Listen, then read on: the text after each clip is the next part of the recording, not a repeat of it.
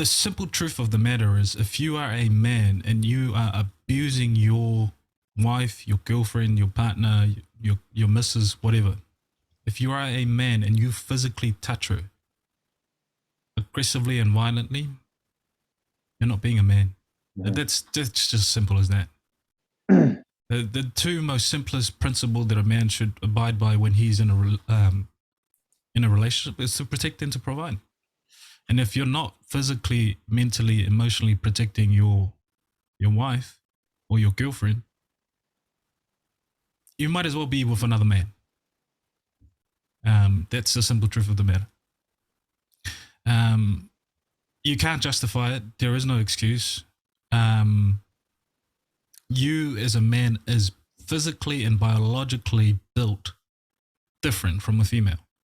And if you use this advantage over a woman to ensure your dominance or your whatever it is that's come over his whatever logic he's used to excuse his behavior, to me it doesn't make sense. There's no logic behind it. There's no excuse. And this hits a little bit close to home too. My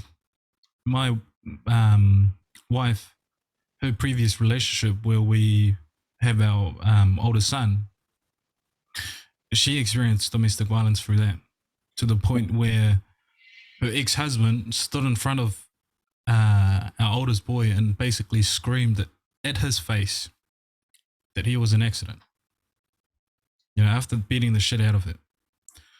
And not only that, my own relationship with her now, while I was sober, I could control my own emotion. But while I was drinking, and especially at time of stress and at the workplace, I would get really aggressive.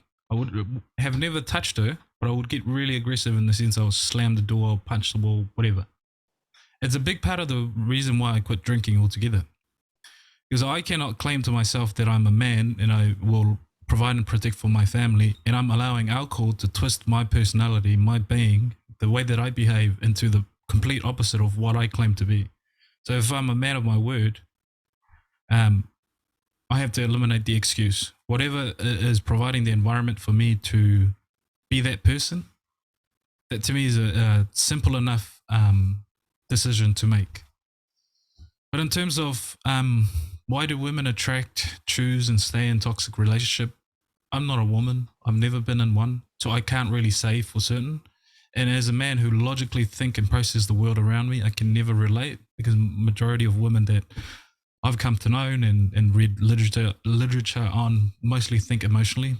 So some of the comments that we make as men towards women who are stuck in those relationships, mostly rooted in logical way of processing those events. Doesn't make sense, risk the reward, blah, blah, blah. That's how we process things. But for women, it might be very different. To them, it's justifiable if they have kids,